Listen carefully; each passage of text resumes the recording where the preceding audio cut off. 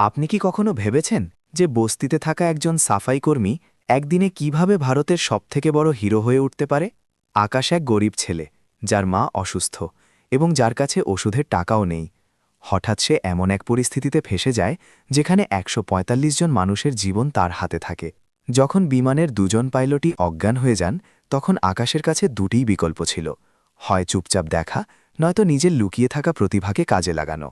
কিন্তু আকাশ যখন বিমানের নিয়ন্ত্রণ সামলায়, তখন একটি রহস্যময় কণ্ঠস্বর রেডিওতে তার নাম ধরে ডাকে। আকাশ, তুমি কি আমাকে শুনতে পাচ্ছ? আমি এই মুহূর্তটির জন্য অনেক অপেক্ষা করেছি। এটি শুধুমাত্র একটি বিমান বাঁচানোর গল্প নয়, বরং এমন এক রহস্য যা ১৫ বছর ধরে লুকিয়েছিল। আকাশের সাথে ভারতের সবথেকে ধনী ব্যক্তি রাজেশ কাপুরের কি কোনো সম্পর্ক আছে? কেন একজন বিলিয়নিয়ার একজন গরিব ছেলেকে এতটা ভয় পায় যে সে তার উকিল এবং গুন্ডাদের তার পেছনে লাগিয়ে দেয়? এই অবিশ্বাস্য কাহিনীটি জানার জন্য আমাদের ভিডিওটি লাইক করুন এবং কমেন্টে জানান যে আপনি কোথা থেকে দেখছেন। প্রতি ঘন্টায় নতুন পর্ব আপনার জন্য অপেক্ষা করছে। মুম্বাইয়ের ছত্রপতি শিবাজি আন্তর্জাতিক বিমানবন্দরে ভোরের প্রথম আলো উঁকি দিচ্ছিল। আকাশ নিজের পুরনো ঝোলার মধ্যে রাখা কাপড় দিয়ে ইকোনমি ক্লাসের সিটগুলো মুছছিল। তার চোখে ঘুম ছিল, কিন্তু হাতে জেদ ছিল। কাল রাতে সে অনেক রাত পর্যন্ত জেগেছিল, কারণ তার মা মিনা অসুস্থ ছিল এবং ওষুধের টাকার জন্য তাকে ডাবল শিফট করতে হয়েছিল। তার কালো ছোট কুঁচকানো ইউনিফর্মে ক্লিনিং স্টাফের ব্যাজ লাগানো ছিল, যা সে প্রায়ই লজ্জায় লুকিয়ে রাখত। আকাশ এক মুহূর্তের জন্য থেমে বিমানের জানালা দিয়ে বাইরে তাকাল। সে হঠাৎ দেখল যে বিমানবন্দরের ভিআইপি গেটে কালো কাঁচের গাড়ির কনভয় এসে থামছে। কিছু একটা অদ্ভুত অনুভব করল সে। আজকের ফ্লাইট মুম্বাই থেকে দিল্লি যাওয়ার ছিল, কিন্তু এমন নিরাপত্তা ব্যবস্থা সে আগে কখনো দেখেনি। তার মনে এক অদ্ভুত অস্থিরতা ছেয়ে গেল, যেন খারাপ কিছু হতে চলেছে। আরে ওরে, কাজ কর না, জানালার দিকে কি দেখছিস? সুপারভাইজারের কড়া আওয়াজ তাকে চমকে দিল। আকাশ তাড়াতাড়ি নিজের কাজে ফিরে গেল, কিন্তু তার হার্টবিট বেড়ে গিয়েছিল। সে জানত যে যদি তার চাকরি চলে যায়, তবে তার মায়ের ওষুধ বন্ধ হয়ে যাবে এবং তারা দুজনেই ধারাবীর সেই ছোট ঘর থেকেও গৃহহীন হয়ে যাবে, যেখানে ভাড়া দেওয়ার জন্য সে প্রতিটি পয়সা বাঁচাত। বিমানে এবার যাত্রীরা আসতে শুরু করেছিল। প্রথমে ইকোনমি ক্লাসের যাত্রী, সাধারণ পরিবার, ছোট ব্যবসায়ী এবং কিছু বিদেশি পর্যটক। আকাশ তাড়াতাড়ি টয়লেটে লুকিয়ে পড়ল, কারণ নিজের কুঁচকানো পোশাকে যাত্রীদের সামনে আসতে তার লজ্জা লাগত। সে দরজার ফাঁক দিয়ে দেখতে থাকল যে সবাই নিজের নিজের সিটে বসছে। তখনই বিমানবন্দরের ভিআইপি লাউঞ্জ থেকে এক ব্যক্তি বেরোলেন, যাকে দেখে সমস্ত ক্রু মেম্বার একদম সোজা হয়ে দাঁড়িয়ে পড়লেন। রাজেশ কাপুর, মুম্বাইয়ের সবথেকে ধনী এবং প্রভাবশালী ব্যবসায়ী, ভারতের শীর্ষ ১০ জন বিলিয়নারের মধ্যে একজন। সাদা কুর্তা পাজামা পরা, গলায় সোনার চেন এবং চোখে কালো চশমা লাগিয়ে তিনি নিজের ৬ জন বডিগার্ডের সাথে বিমানে প্রবেশ করলেন। স্যার, আমরা আপনাকে ফার্স্ট ক্লাসে স্বাগত জানাচ্ছি, ফ্লাইট অ্যাটেন্ডেন্ট নিচু হয়ে বলল। কাপুর সাহেব শুধু হাত নাড়ালেন এবং নিজের সিটের দিকে এগিয়ে গেলেন। তার বডিগার্ডরা পুরো এলাকা তল্লাশি করল, এমনকি তার সিটের নিচেও দেখল। সিকিউরিটি চেক হওয়ার পরেই তারা নিজেদের সিটে বসল। আকাশ টয়লেট থেকে বেরিয়ে চুপচাপ নিজের স্টাফ এরিয়ার দিকে যেতে লাগল। পথে তার কাঁধ রাজেশ কাপুরের এক বডিগার্ডের সাথে ধাক্কা খেল। দেখে চলতে পারিস না, বডিগার্ড রাগের সাথে বলল এবং আকাশকে ধাক্কা দিল। আকাশ পড়তে পড়তে বাঁচল এবং ক্ষমা চাইতে চাইতে সেখান থেকে পালিয়ে গেল। তার চোখে জল এসে গিয়েছিল, কিন্তু সে তা মুছে নিল। সে জানত যে এই পৃথিবীতে কাঁদার কোনো লাভ নেই। শুধু কাজ করা, বেঁচে থাকা এবং নিজের মাকে বাঁচানো, এটাই ছিল তার উদ্দেশ্য। বিমান ওড়ার প্রস্তুতি নিচ্ছিল। পাইলট এবং কো পাইলট ককপিটে চলে গেলেন। ফ্লাইট অ্যাটেন্ডেন্টরা সুরক্ষা বিধি দিচ্ছিল। আকাশ শেষবারের মতো সব সিট চেক করল এবং তারপর স্টাফ এরিয়ায় গিয়ে বসল। এটি তার প্রথম উড়ান ছিল, কারণ সাধারণত সে শুধু বিমানবন্দরেই কাজ করত। কিন্তু আজ বিশেষ দিন ছিল। একজন অতিরিক্ত ক্লিনিং স্টাফের প্রয়োজন ছিল এবং তার জন্য সে অতিরিক্ত টাকা পাবে, যা তার মায়ের নতুন ওষুধের জন্য জরুরি ছিল। বিমান আকাশে উড়ল। আকাশ জানালা দিয়ে বাইরে তাকাল। মুম্বাইয়ের চকচকে ইমারত, সমুদ্র সৈকত এবং তারপর মেঘের মাঝে উড়ান। সে কখনো ভাবেনি যে সে কখনো বিমানে বসবে। তার চোখ উজ্জ্বল হয়ে উঠেছিল এবং মনে এক অদ্ভুত গর্ব ছিল। হঠাৎ তার নজর গতরাতের খবরের কাগজের ওপর পড়ল, যা এক যাত্রী ফেলে গিয়েছিল। হেডলাইন ছিল, রাজেশ কাপুরের কোম্পানির ওপর ৫,০০০ কোটির ট্যাক্স জালিয়াতির অভিযোগ। আকাশের মাথায় এক প্রশ্ন এলো, সেই কারণেই কি এত নিরাপত্তা ছিল? কাপুর সাহাব কি কোনো বিপদে ছিলেন? তার ভাবনাকে এক জোরালো ধাক্কা ভেঙে দিল। বিমান হঠাৎ কাঁপতে লাগল। যাত্রীরা নিজেদের সিটে দুলতে লাগলেন। কারো কারো কফি পড়ে গেল। তারপর আরও একটি ধাক্কা, এবার আগের থেকে অনেক বেশি জোরালো। আকাশ ভয়ে নিজের সিটের আর্মরেস্ট শক্ত করে ধরে ফেলল। সব যাত্রীদের অনুরোধ করা হচ্ছে যে তারা সিট বেল্ট বেঁধে নিন। আমরা কিছুটা টার্বুলেন্সের সম্মুখীন হচ্ছি। পাইলটের আওয়াজ স্পিকারে এলো, কিন্তু তার আওয়াজে আতঙ্ক পরিষ্কার শোনা যাচ্ছিল। হঠাৎ বিমান আরও বেশি কাঁপতে শুরু করল। যাত্রীদের মধ্যে হুড়োহুড়ি পড়ে গেল। অনেকে চিৎকার করতে লাগলেন। তারপর কোনো সতর্কতা ছাড়াই বিমানটি দ্রুত নিচের দিকে ঝুঁকতে লাগল। অক্সিজেন মাস্ক নিচে আসছে, দয়া করে সেগুলো এখনই পরে নিন, ফ্লাইট অ্যাটেন্ডেন্ট চিৎকার করল। কিন্তু তার গলায় এতটা ভয় ছিল যে যাত্রীরা আরও বেশি ঘাবড়ে গেল। আকাশ দেখল যে ফ্লাইট অ্যাটেন্ডেন্টরা ককপিটের দিকে দৌড়াচ্ছিল। কিছু সেকেন্ডের মধ্যে একজন ফ্লাইট অ্যাটেন্ডেন্ট বাইরে বেরিয়ে চিৎকার করল, কোনো ডাক্তার আছেন, জলদি। রাজেশ কাপুরের বডিগার্ডরা নিজেদের মালিককে ঘিরে ধরল তাকে সুরক্ষিত রাখার জন্য। কিন্তু কাপুর সাহেব নিজেই উঠে ককপিটের দিকে দেখতে লাগলেন। তার মুখে চিন্তার ছাপ ছিল। আকাশও উঠল এবং ককপিটের দিকে দৌড়াল। যখন সে পৌঁছাল তখন দেখল যে পাইলট এবং কোপাইলট দুজনেই নিজের সিটে অজ্ঞান হয়ে পড়ে আছেন। একজন ফ্লাইট অ্যাটেন্ডেন্ট তাদের জাগানোর চেষ্টা করছিল, আর অন্যজন ককপিটের কন্ট্রোলগুলো বোঝার ব্যর্থ চেষ্টা করছিল। আমাদের সাহায্য চাই, কেউ কি বিমান ওড়াতে পারেন? ফ্লাইট অ্যাটেন্ডেন্ট চিৎকার করল। তার আওয়াজ পুরো বিমানে প্রতিধ্বনিত হল। কোনো উত্তর এলো না, শুধু ভয় আর কান্নাকাটি। বিমান ক্রমাগত নিচে পড়ে যাচ্ছিল এবং অল্টিটিউড অ্যালার্ম কানে তালা লাগানো আওয়াজে বাজছিল। আকাশের মাথায় এক ভাবনা এলো। সে গত 2 বছর ধরে বিমানবন্দরে কাজ করার সময় রাতের বেলা লুকিয়ে পাইলট ট্রেনিং সিমুলেটর দেখত। যখন সবাই চলে যেত তখন সে সেখানে ঘণ্টার পর ঘণ্টা বসে নোট নিত, ভিডিও দেখত এবং কখনো কখনো মেইনটেন্যান্স কর্মীদের থেকে সিমুলেটর চালানোও শিখে নিত। এটিই ছিল তার স্বপ্ন, একদিন পাইলট হওয়া। তার হাত কাঁপছিল, কপালে ঘাম ছিল এবং তার নোংরা পোশাকে দাগ ছিল। কিন্তু তার কাছে কোনো বিকল্প ছিল না। হয় সে চেষ্টা করত, নয়তো সবাই মারা যেত। আমি চেষ্টা করতে পারি, আকাশ কাঁপানো গলায় বলল এবং ককপিটে ঘোকে গেল। সব যাত্রীদের নজর তার ওপর আটকে গেল। রাজেশ কাপুরও তার দিকে দেখতে লাগলেন। তাদের চোখে অবাক হওয়া এবং আশার এক মিশ্রণ ছিল। আকাশ পাইলটের সিটে বসেই নিয়ন্ত্রণ সামলাল। তার মাথায় সেই প্রতিটি ভিডিও টিউটোরিয়াল, প্রতিটি নোট এবং প্রতিটি টিপস ঘুরছিল যা সে লুকিয়ে লুকিয়ে শিখেছিল। সে গভীর শ্বাস নিল এবং কন্ট্রোলগুলো ধরে ফেলল। যেমনই সে রেডিও অন করল, একটি আওয়াজ শুনতে পেল যা তার চেনা মনে হল।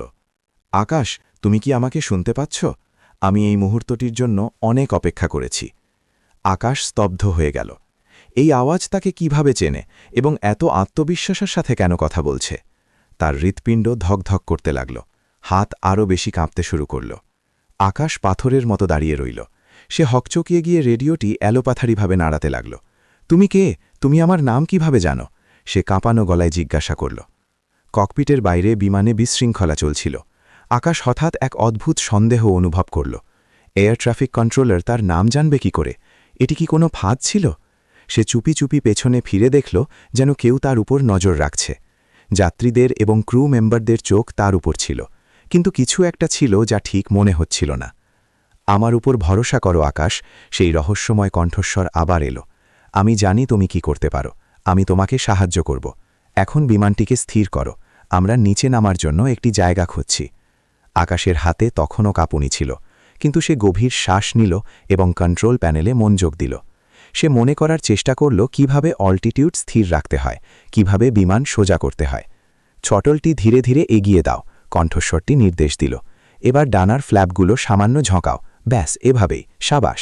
বিমান ধীরে ধীরে স্থির হতে লাগল। আকাশের চোখ দিয়ে ঘামের ফোঁটা পড়ছিল যা তার দৃষ্টি ঘোলাটে করে দিচ্ছিল। তার শ্বাস দ্রুত চলছিল এবং তার বুক এত জোরে ধড়ফড় করছিল যে তার মনে হল সে এখনই অজ্ঞান হয়ে যাবে। ককপিটের বাইরে যাত্রীরা এখনও আতঙ্কে ছিলেন, কিন্তু কিছু মানুষ অনুভব করলেন যে বিমান এখন আগের মতো কাঁপছে না। আকাশ এক মুহূর্তের জন্য পেছনে ফিরে তাকাল এবং দেখল রাজেশ কাপুর তাকে এক নজরে দেখছেন। কাপুরের মুখে এক অদ্ভুত অভিব্যক্তি ছিল, বিস্ময়, ভয় এবং অন্য কিছু যা আকাশ বুঝতে পারল না। এই ছেলেটি কে? কাপুর তার সুরক্ষাকর্মীদের জিজ্ঞাসা করলেন। তার আওয়াজ এত চড়া ছিল যে পুরো বিমানে ছড়িয়ে গেল। এ কি করছে? এ বিমান ওড়াতে জানল কি করে? কিছু যাত্রী নিজের মোবাইল ফোন বের করে নিলেন এবং আকাশের ভিডিও রেকর্ড করতে লাগলেন। এক মুহূর্তের জন্য এক বিচিত্র পরিবেশ তৈরি হল। কিছু মানুষ তখনও ভয়ে চিৎকার করছিলেন, যেখানে অন্যরা এই অদ্ভুত দৃশ্য নিজেদের ক্যামেরায় বন্দি করছিলেন। আমি বুঝতে পারছি না একে, একজন মহিলা যাত্রী তার স্বামীকে জিজ্ঞাসা করলেন। এ তো সহায়কর্মী লাগছে। তার স্বামী উত্তর দিল, আমি জানি না, কিন্তু যদি এ আমাদের বাঁচাতে পারে তবে এ কে তা নিয়ে আমার কিছু যায় আসে না। আকাশ এবার অনুভব করল যে বিমানের ভেতরে ধোঁয়া জমতে শুরু করেছে। কোথাও থেকে পোড়া গন্ধ আসছিল। তার বুক কেঁপে উঠল। ইঞ্জিনে কি আগুন লেগেছে? কিছু একটা পুড়ছে, সে রেডিওতে বলল। গলার আওয়াজে ভয় পরিষ্কার ফুটে উঠছিল। ধোঁয়া ককপিটে আসছে। হ্যাঁ, আমরা জানি, কণ্ঠস্বরটি উত্তর দিল। এবার তাকে একটু চিন্তিত মনে হল। ডান ইঞ্জিন ওভারহিট হয়ে গিয়েছে, ওটা বন্ধ করো, এখনই পাওয়ার লিভার 0 করে দাও। আকাশ দ্রুত নির্দেশ পালন করল। তার চোখ দিয়ে এখন জল পড়ছিল। ভয়ে, চাপে এবং ধোঁয়ার কারণে তার গলা শুকিয়ে গিয়েছিল এবং তার শ্বাস নিতে কষ্ট হচ্ছিল। আমি পারবো না, সে ফিসফিস করে শুধু নিজের সাথে কথা বলে উঠল। আমি শুধু একজন সাফাই কর্মী, আমি এটা করতে পারবো না। তুমি পারবে আকাশ, সেই কণ্ঠস্বর আবার এলো, এবার আরও দৃঢ়তার সাথে। তোমার ভেতরে সেই ক্ষমতা আছে যা তুমি নিজেও জানো না। আমি তোমাকে দেখেছি প্রতি রাতে সিমুলেটরের সামনে ঘণ্টার পর ঘণ্টা অভ্যাস করতে। আকাশ অবাক হয়ে গেল।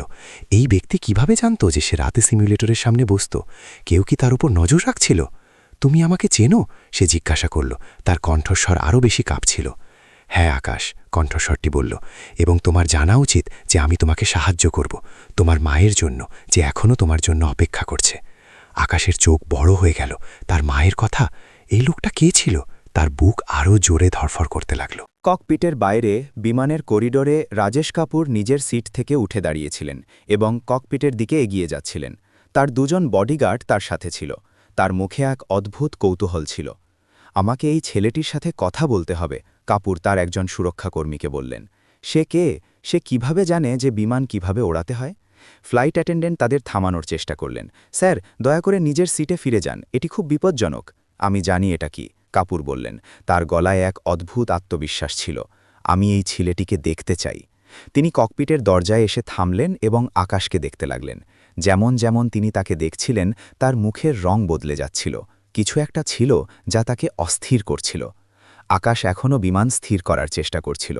রহস্যময় কণ্ঠস্বরের নির্দেশ পালন করতে করতে ধীরে ধীরে বিমানটি শান্ত হল এবং সে দেখল নিচে একটি রানওয়ে দেখা যাচ্ছে। খুব ভালো আকাশ, কণ্ঠস্বর বলল। এবার ল্যান্ডিং গিয়ার ডাউন করো, বাটন তোমার ডান হাতের দিকে আছে। আকাশ বাটন টিপল এবং বিমানের নিচ থেকে একটি জোরালো শব্দ এলো, যেমন ল্যান্ডিং গিয়ার বাইরে আসছে। এবার ধীরে ধীরে বিমানটিকে নিচে নামাও, কণ্ঠস্বর নির্দেশ দিল। নিচের স্পিডের দিকে নজর রাখো, 250 নট থেকে কম, এবার 200, 150। আকাশ প্রতিটি নির্দেশ পালন করছিল। তার পুরো শরীর ঘামে ভিজে গিয়েছিল। বিমান এবার রানওয়ের কাছে আসছিল। আরও একটু নিচে, আরও একটু, এবার, কণ্ঠস্বরটি বলল। বিমানটি এক জোরালো ঝটকার সাথে মাটিকে স্পর্শ করল এবং তারপর রানওয়েতে দ্রুত দৌড়াতে লাগল। আকাশ সর্বশক্তি দিয়ে ব্রেক মারল, কন্ট্রোলগুলো চেপে ধরে।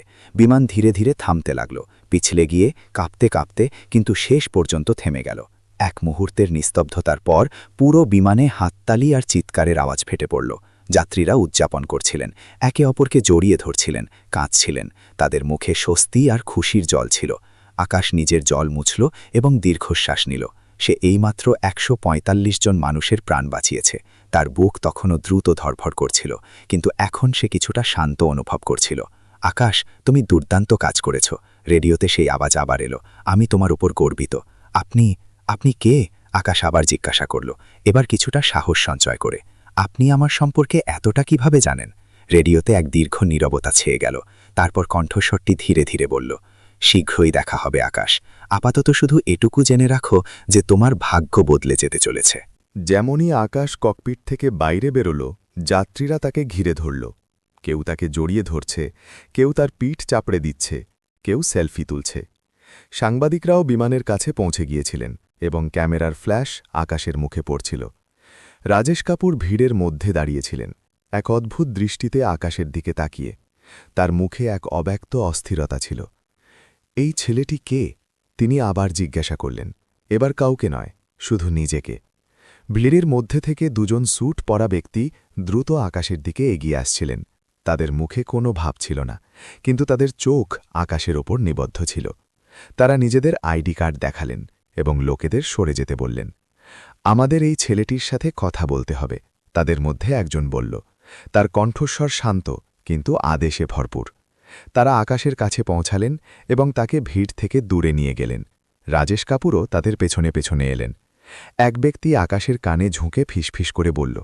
তার আওয়াজ এত নিচু ছিল যে শুধু আকাশই শুনতে পাচ্ছিল, কাপুর সাহেব জানেন যে তুমি কে, কিন্তু তাকে কখনো পুরো সত্যিটা জানতে দেওয়া যাবে না। আকাশের হৃৎপিণ্ড এক মুহূর্তের জন্য থমকে গেল। তার চোখ বড় হয়ে গেল এবং শ্বাস আটকে গেল। সে ওটা কি শুনল? মুম্বাইয়ের সবথেকে বড় সংবাদপত্র দৈনিক মুম্বাইয়ের অফিসে সাংবাদিক দেব শর্মা নিজের ডেস্কে বসেছিল। তার সামনে ল্যাপটপে আকাশের ভিডিওটি চলছিল, যেখানে সে বিমানটিকে নিরাপদে ল্যান্ড করাচ্ছে। দেবের মুখে এক অদ্ভুত হাসি ছিল। সে এই কাহিনীকে নেহাত এক গরিব ছেলে বিমান বাঁচিয়েছে এমন স্টোরি মনে করত না। কিছু একটা ছিল যা তাকে ভাবিয়ে তুলছিল। দেব ভিডিওটি আবার রিওয়াইন্ড করল এবং রাজেশ কাপুরের মুখটি জুম করে দেখল। এক মুহূর্তের জন্য তার মনে হল যেন কাপুর আকাশকে দেখে কিছুটা অদ্ভুত ব্যবহার করেছিলেন। ভিডিওতে আরেকটি বিষয় সে লক্ষ্য করল। আকাশের সাথে কথা বলা সেই দুজন অচেনা ব্যক্তি কারা ছিল? তারা এত তাড়াতাড়ি সেখানে কিভাবে পৌঁছে গেল? দেব নিজের নোটবুক বের করে কিছু লিখল। তার ভেতরে কোথাও ইনভেস্টিগেটিভ জার্নালিজমের নেশা জেগে উঠেছিল। দেব, তোমার স্টোরি কেমন চলছে? এডিটর জিজ্ঞাসা করলেন তার ডেস্কের কাছে এসে। স্যার, আমার মনে হয় এই আকাশের কাহিনীতে অন্য কিছু আছে, দেব উত্তর দিল। আমি আর একটু রিসার্চ করতে চাই। মানে কি? এটি তো একটি সহজ গল্প। এক গরিব সাফাই কর্মী একটি বিমান আর ১৪৫ জন মানুষের প্রাণ বাঁচিয়েছে। এতে আর কি আছে? দেব নিজের ল্যাপটপ ঘুরিয়ে এডিটরকে দেখালো। দেখুন স্যার, এই দুজন লোক কারা? এরা আকাশকে তখনই আলাদা করে নিয়ে গেল। আর রাজেশ কাপুরের ব্যবহার, তিনি আকাশের দিকে এমনভাবে দেখছিলেন যেন কি? এডিটর এবার একটু উৎসাহ দেখিয়ে জিজ্ঞাসা করলেন, যেন তারা তাকে চেনে। দেব বলল, আমাকে কিছুদিন সময় দিন, আমি এই কাহিনীর শেষ দেখে ছাড়ব। পরের দিন দেব মুম্বাইয়ের বৃষ্টিতে ভিজতে ভিজতে ধারাভির গলিতে ঘুরছিল। সে জানতে পেরেছিল যে আকাশ এখানেই থাকত। ঘণ্টার পর ঘণ্টা জিজ্ঞাসাবাদের পর সে আকাশের ঝুপড়ির ঠিকানা পেল। সে সেখানে পৌঁছাল, কিন্তু ঝুপড়িতে তালা লাগানো ছিল। প্রতিবেশী জানালো যে আকাশ এবং তার মা মিনা গত 2 দিন ধরে দেখা যায়নি। দেব সেখান থেকে হতাশ হয়ে ফিরে আসছিল যখন তার নজর এক বৃদ্ধা মহিলার উপর পড়ল, যিনি আকাশের ঝুপড়ির সামনে দাঁড়িয়ে কাঁদছিলেন। আপনি কি আকাশকে চেনেন? দেব জিজ্ঞাসা করল। হ্যাঁ বাবা, আমি এখানেই কাছেই থাকি, বৃদ্ধা উত্তর দিলেন। মিনা আমার বৌমার মতো। ওরা আর আকাশ কোথায়? আমি জানি না। কাল রাতে কিছু লোক এসেছিল বড় বড় গাড়িতে, তারপর থেকে ওরা গায়েব। দেবের মাথায় একটি আইডিয়া এলো। আপনি কি আমাকে মিনা সম্পর্কে কিছু বলতে পারেন? সে কোথা থেকে এসেছিল, কতদিন ধরে এখানে থাকছে? বৃদ্ধা দেবকে সন্দেহের নজরে দেখলেন। তুমি কে, পুলিশ নাকি? না আম্মা, আমি একজন সাংবাদিক। দেব নিজের প্রেস কার্ড দেখালো। আমি আকাশের সাহায্য করতে চাই। বৃদ্ধা কিছুটা ভাবলেন, তারপর বললেন, মিনা এখানে প্রায় 14-15 বছর আগে এসেছিল। তখনও অন্তঃসত্ত্বা ছিল।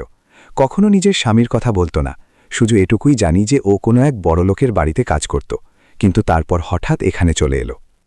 দেবের মাথায় যেন বিদ্যুতের ঝিলিক খেলে গেল। 14-15 বছর আগে, তখনই আকাশ জন্মেছিল। আর কোনো বড়লোকের বাড়িতে কাজ? এটি কি নেহাত সংযোগ ছিল নাকি অন্য কিছু? তার পরবর্তী গন্তব্য ছিল মুম্বাই মিউনিসিপ্যাল হসপিটাল, যেখানে আকাশের জন্ম হয়েছিল। সেখানে পৌঁছে সে হাসপাতালের পুরনো রেকর্ড দেখার অনুমতি চাইল। শুরুতে হাসপাতালের আধিকারিকরা না করেছিলেন, কিন্তু দেবের জেদ এবং কিছুটা টাকার প্রভাবে তারা রাজি হয়ে গেলেন। পুরনো ধুলোবালি মাখা রেকর্ড রুমে দেব 14-15 বছরের পুরনো রেজিস্টার খুলতে শুরু করল। ঘণ্টার পর ঘণ্টা খোঁজার পর সে মিনার নাম পেল। মিনা বর্মা, বয়স 22 বছর, বাচ্চার নাম আকাশ বর্মা। কিন্তু তাকে যা সবথেকে বেশি অবাক করল তা হল পিতার কলামে একটি ক্রসের চিহ্ন। বাবার নাম নথিভুক্ত ছিল না। কিন্তু তারপর তার নজর ফর্মের নিচের অংশের দিকে গেল, যেখানে বিল পেমেন্টের তথ্য ছিল। সেখানে লেখা ছিল পেমেন্ট বাই আরকে এন্টারপ্রাইজেস। দেব নিজের ঠোঁট কামড়াল। আরকে এন্টারপ্রাইজেস, রাজেশ কাপুরের কোম্পানি? এটি কি নিছক সংযোগ? সে তাড়াতাড়ি ছবি তুলে নিল এবং অন্য ফাইলগুলো খুঁজতে থাকল। সে আরও একটি নথিপত্র পেল, একটি প্রি-নেটাল চেকআপ ফর্ম, যেখানে মিনার নাম ছিল এবং নিচে একটি নোট ছিল, patient referred by RK private hospital. RK আবার? দেবের বুক ধকধক করতে লাগল। হঠাৎ রেকর্ড রুমের দরজা খুলল এবং দুজন সিকিউরিটি গার্ড ভেতরে এলো। কে তুমি? এখানে কি করছো? তাদের মধ্যে একজন কড়া গড়ায় জিজ্ঞাসা করল। আমি এক রিসার্চ করছি, দেব তোতলাতে তোতলাতে বলল। আমি অনুমতি পেয়েছি। কার থেকে অনুমতি পেয়েছ? দ্বিতীয় গার্ডটি জিজ্ঞাসা করল। আমাদের এখনই ফোন এসেছে যে কোনো অননুমোদিত ব্যক্তি পুরনো মেডিকেল রেকর্ডে ঢুকে পড়েছে। দেব তাড়াতাড়ি নিজের ব্যাগটি তুলে নিল, যেখানে সে ছবি তোলা নথিগুলো রেখেছিল। আমি যাচ্ছি, কোনো সমস্যা নেই, সে বলল এবং দরজার দিকে এগোতে লাগল। গার্ডরা তাকে থামানোর চেষ্টা করল, কিন্তু দেব এক ঝটকায় তাদের মাঝখান দিয়ে বেরিয়ে দৌড়াতে শুরু করল। সে হাসপাতালের করিডোর দিয়ে দৌড়ে নিজে পৌঁছাল এবং তারপর ভিড়ের মধ্যে মিলিয়ে গেল। সেই সন্ধ্যায় দেব নিজের ছোট অ্যাপার্টমেন্টে বসে ল্যাপটপে কিছু টাইপ করছিল। সে নথিপত্রগুলোর ছবি আপলোড করল এবং একটি ড্রাফট আর্টিকেল লিখতে শুরু করল, যার শিরোনাম ছিল হিরো পাইলটের অজানা শক্তি। রাজেশ কাপুরের সাথে কি কোনো কানেকশন আছে? তার ফোনের ঘণ্টি বাজল। একটি অজানা নম্বর থেকে কল আসছিল। হ্যালো, দেব বলল। দেব শর্মা, একটি গম্ভীর আওয়াজ এলো। আমরা জানি তুমি কি করছো। যদি নিজের জীবন প্রিয় হয় তবে রাজেশ কাপুরের ব্যাপারে কিছু ছাপানোর চেষ্টা করো না। দেবের বুক কেঁপে উঠল। আপনি কে? সে জিজ্ঞাসা করল, কিন্তু কলটি কেটে গিয়েছিল। সে নিজের বন্ধু প্রীতকে ফোন করল, যে সাইবার ক্রাইম ইউনিটে কাজ করত। প্রীত, তোমার তো সাহায্য চাই। আমাকে একটি নম্বর ট্রেস করতে হবে এবং আরও কিছু জানতে হবে রাজেশ কাপুরের ব্যাপারে। রাজেশ কাপুর? প্রীত চমকে গেল। তুই পাগল নাকি? ও এতটাই পাওয়ারফুল লোক। ওর ব্যাপারে কিছু জানার চেষ্টা করা মানে নিজের চাকরি আর হয়তো জীবনও খোয়ানো। প্লিজ প্রীত, এটি খুব জরুরি, দেব অনুরোধ করল। আমি একটি বড় সত্যের খুব কাছাকাছি আছি। প্রীত অবশেষে রাজি হল এবং কিছু ঘণ্টা পর দেবের কাছে কাপুরের পুরনো ফোন রেকর্ড এবং তার ব্যাংক ট্রানজ্যাকশনের কিছু তথ্য এলো। সে দেখল যে 15 বছর আগে কাপুর একটি প্রাইভেট নার্সিংহোমকে নিয়মিতভাবে টাকা পাঠিয়েছিলেন এবং তারপর হঠাৎ বন্ধ করে দিয়েছিলেন। এটি সেই সময় ছিল যখন মিনা ধারাবিতে এসেছিল। দেবের মাথায় পুরো কাহিনীটি রূপ নিতে শুরু করেছিল। রাজেশ কাপুর আর মিনার মধ্যে কি কোনো সম্পর্ক ছিল? তবে কি আকাশ? সে ভাবা বন্ধ করল। এটি অনেক বড় অভিযোগ হবে কোনো অকাট্য প্রমাণ ছাড়া। পরের দিন আকাশের কাহিনী প্রতিটি চ্যানেলে ছিল। ভারতের শিশু হিরো, সব জায়গায় তার ছবি ছাপানো হয়েছিল, কিন্তু কোথাও তার এবং তার মায়ের বর্তমান অবস্থান সম্পর্কে কোনো তথ্য ছিল না। দেব আবার ধারাবিতে গেল এবং আকাশের প্রতিবেশীদের থেকে আরও তথ্য জোগাড় করল। এক বৃদ্ধ ব্যক্তি তাকে জানিয়েছিলেন যে মিনার কাছে একটি পুরনো কাঠির বাক্স ছিল, যা সে খুব যত্ন করে রাখত এবং কখনো কাউকে ছুতে দিত না। এরই মধ্যে ধারাবিল একটি ছোট টিভি দোকানের সামনে মানুষের ভিড় জমে গিয়েছিল। টিভিতে আকাশের কাহিনী দেখানো হচ্ছিল। তাদের মাঝে মিনাও ছিল, যে গোপনে নিজের ছেলের ছবি দেখছিল। যেমনই সে টিভিতে দেবের ইন্টারভিউ দেখল, যেখানে সে বলছিল যে সে আকাশের পুরো কাহিনী জানতে চায়, মিনার মুখ ফ্যাকাশে হয়ে গেল। সে তখনই নিজের ঝুপড়ির দিকে দৌড়ে গেল, যেন কেউ তাতে আগুন লাগিয়ে দিয়েছে। নিজের ঝুপড়িতে পৌঁছে মিনা দ্রুত মেঝের নিচ থেকে একটি পুরনো কাঠের বাক্স বের করল। তার হাত কাঁপছিল এবং চোখ দিয়ে জল পড়ছিল। সে বাক্সটি খুলল, যাতে কিছু পুরনো চিঠি, মেডিকেল রিপোর্ট এবং একটি সোনার লকেট ছিল, যার ওপর কাপুর লেখা ছিল। তখনই দরজার আওয়াজ শুনে সে চমকে উঠল। আকাশ সেখানে দাঁড়িয়েছিল, জলে ভেজা, চোখে এক সমুদ্র প্রশ্ন। মা, এটা কি? আকাশ জিজ্ঞাসা করল, বাক্সটির দিকে ইশারা করে। মিনা তাড়াতাড়ি বাক্সটি বন্ধ করার চেষ্টা করল, কিন্তু ততক্ষণে দেরি হয়ে গিয়েছিল। আকাশ সেই সোনার লকেটটি দেখে ফেলেছিল, যার ওপর কাপুর লেখা ছিল। কিছু না বাবা, মিনা কাঁপানো গলায় বলল। যা দেখেছ তা ভুলে যাও। আকাশ এগিয়ে গিয়ে বাক্সটি ছুঁতে চাইল, কিন্তু মিনা তাকে থামিয়ে দিল। না আকাশ, এটা আমাদের জন্য বিপজ্জনক। মা, আমাকে সত্যিটা বলো। আকাশ জেদ ধরল। আমার সাথে কি হচ্ছে? ওই অচেনা লোকগুলো কারা ছিল? আর এই সোনার লকেট কাপুর, এটা কি রাজেশ কাপুরের সাথে যুক্ত? মিনা কাঁদতে লাগল। তার মুখে ভয় আর যন্ত্রণার ছাপ ছিল। সে কিছু বলতে যাবে, ঠিক তখনই তাদের ছোট টিভিতে একটি নিউজ ফ্ল্যাশ এলো। রাজেশ কাপুর তার উকিলদের বলেছিলেন যে কোনো মিডিয়া হাউস যেন তার ব্যক্তিগত জীবন নিয়ে তদন্ত না করে, অন্যথায় আইনি ব্যবস্থা নেওয়া হবে। সেই সময় কাপুর ম্যানশনের ভেতরে রাজেশ কাপুর নিজের বেডরুমে একা বসেছিলেন। তিনি তার ড্রেসিং টেবিলের ড্রয়ার খুললেন এবং একটি পুরনো ছবি বের করলেন, যা বছরের পর বছর কাউকে দেখাননি। ছবিতে একটি তরুণী মেয়ে ছিল, শ্যামলা রঙের এবং লাজুক হাসি মাখা। এটি মিনা ছিল, ঠিক তেমনই যেমন সে 15 বছর আগে ছিল। রাজেশ ছবিটির দিকে তাকালেন। তার চোখে এক অদ্ভুত অনুভূতি ছিল, অনুশোচনা, রাগ এবং অন্য কিছু, যাকে হয়তো ভালোবাসা বলা যেতে পারত। রাজেশ নিজের প্রাইভেট ফোন তুললেন, চোখ বন্ধ করলেন এবং বললেন, ওই মহিলাকে এখনই খুঁজে বের করো। ধারাবির সরু গলিগুলোতে ভারী বৃষ্টি হচ্ছিল। কালো মেঘ মুম্বাইয়ের আকাশকে ঢেকে রেখেছিল। মাঝরাতে দুটি কালো বিলাসবহুল গাড়ি ধারাবির প্রধান রাস্তায় এসে থামল। গাড়ির হেডলাইটের আলোয় বৃষ্টির ফোঁটাগুলো চকচক করছিল। গাড়ি থেকে 6 জন স্যুট পরা ব্যক্তি নামল, যাদের হাতে ছোট ছোট রেডিও এবং বড় বড় ছাতা ছিল। তারা বস্তির সরু গলির ভেতরে ঢুকে পড়ল। তাদের মধ্যে একজন তার সঙ্গীর দিকে তাকাল এবং কিছু ফিসফিস করে বলল। তার চোখে এক অদ্ভুত চমক ছিল, এমন কিছু যা উত্তেজনা আর ভয়ের মাঝামাঝি কোনো অনুভূতি। জলে ভেজা গলিতে তাদের দামি জুতো কাদায় মাখামাখি হয়ে গিয়েছিল, কিন্তু তাদের মুখে কোনো বিরক্তির ছাপ ছিল না। তারা যন্ত্রের মতো এগিয়ে যাচ্ছিল, লক্ষ্য একটাই, মিনা আর আকাশকে খুঁজে বের করা। আপনি কি মিনাকে চেনেন? তার একটি ছেলে আছে, আকাশ। তারা প্রতিটি দরজায় গিয়ে জিজ্ঞাসা করছিল এবং নিজেদের আইডি কার্ড দেখাচ্ছিল। মানুষ ভয়ে পিছিয়ে যাচ্ছিল, কেউ দরজা বন্ধ করে দিচ্ছিল, কেউ মাথা নাড়িয়ে না করে দিচ্ছিল। ইতিমধ্যে আকাশ আর মিনা তাদের ছোট ঝুপড়িতে অন্ধকারে বসেছিল। তারা বাইরে থেকে আসা আওয়াজ শুনতে পেল এবং মিনার মুখ ফ্যাকাশে হয়ে গেল। ওরা এসে গেছে, সে ফিসফিস করে বলল। তার কণ্ঠস্বর কাঁপছিল। আকাশ, আমাদের এখান থেকে বেরোতে হবে, এখনই। মিনা তাড়াতাড়ি উঠল এবং একটি ছোট সুটকেস বের করল, যা সে আগেই গুছিয়ে রেখেছিল, যেন সে এই দিনটির জন্যই প্রস্তুত ছিল।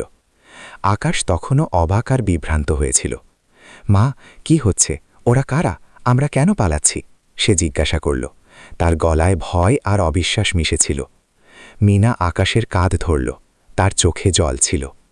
বাবা, এখন প্রশ্ন করার সময় নয়, আমার উপর ভরসা করো, আমাদের যেতে হবে।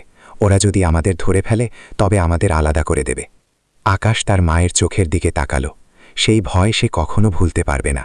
সে মাথা নাড়ালো এবং মায়ের হাত ধরল। তারা পেছনের দরজা দিয়ে বের হল, যা একটি সরু গলিতে গিয়ে মিশেছিল। বৃষ্টি এখন আরও তেজ হয়ে উঠেছিল এবং চারদিকে অন্ধকার ছেয়ে গিয়েছিল। মিনা আকাশের হাত ধরে এগিয়ে যাচ্ছিল। তারা এক গলি থেকে অন্য গলিতে পালিয়ে যাচ্ছিল। ওই তো ওরা!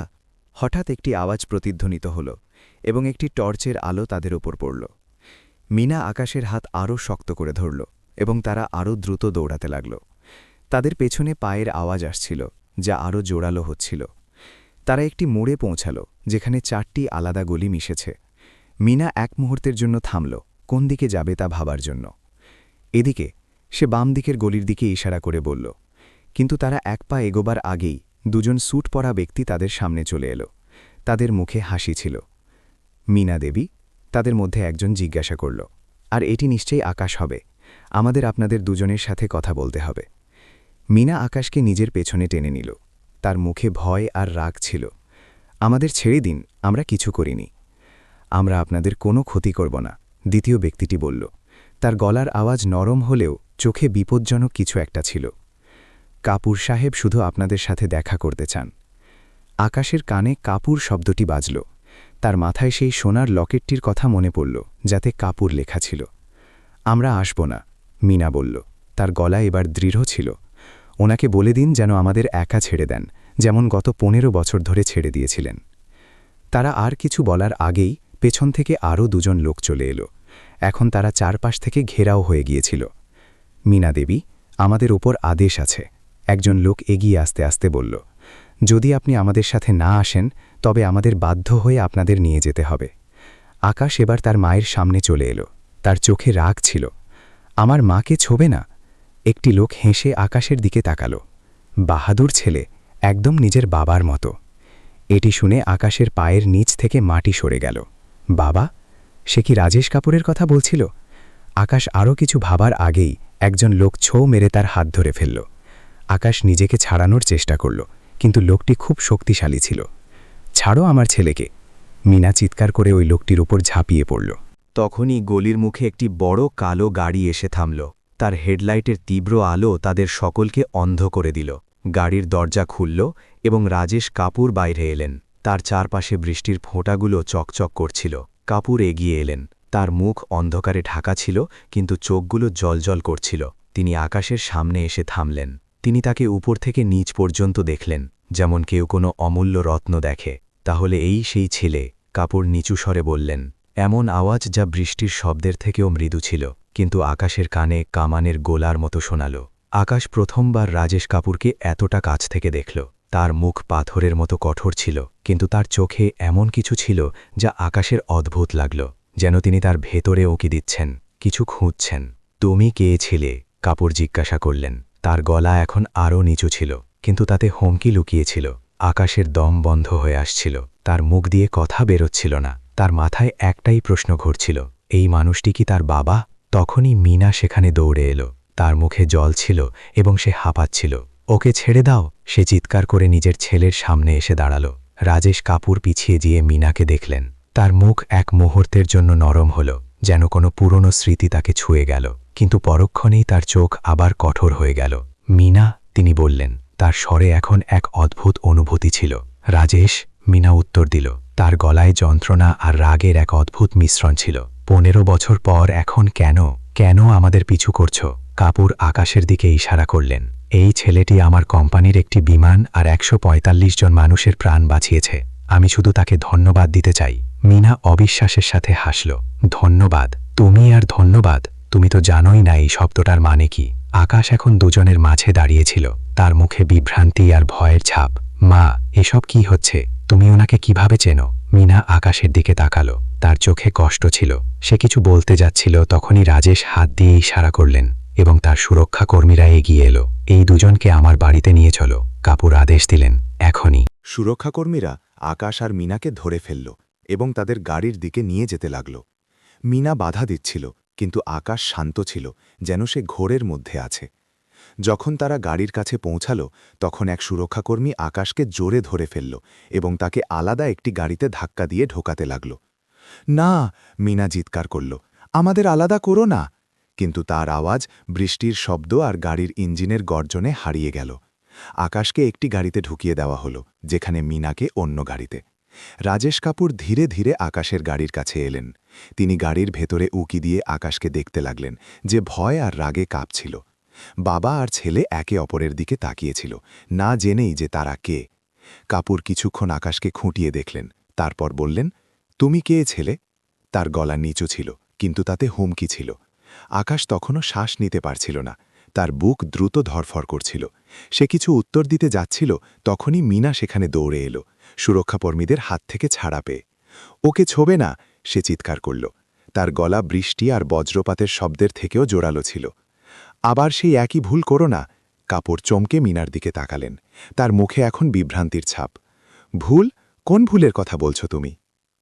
মুম্বাইয়ের সবথেকে বড় আর বিলাসবহুল ইমারত কাপুর ম্যানশনের সামনে দুটি কালো গাড়ি থামল। আকাশ থেকে এখনও বৃষ্টি পড়ছিল এবং বিজলির চমক পুরো শহরকে আলোকিত করছিল। সুরক্ষাকর্মীরা মিনাকে প্রথম গাড়ি থেকে বাইরে বের করল। তার চুল ভিজে ছিল এবং চোখে জল ছিল। দ্বিতীয় গাড়ি থেকে আকাশকে বের করা হলো, যে এখনও ট্রমার মধ্যে ছিল।